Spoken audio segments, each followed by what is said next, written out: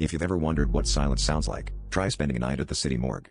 I thought I was prepared for the internship, forms, toe tags, the occasional creepy breeze, but I never expected the dead to communicate.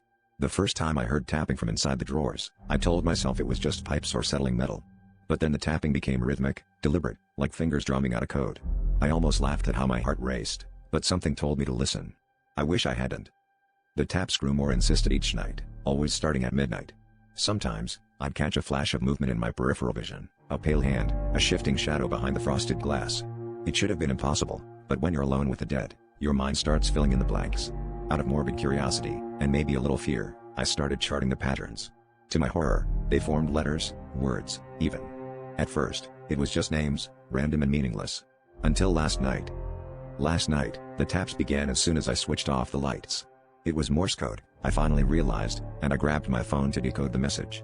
The letters came slowly, one by one, as if they were spelling something just for me.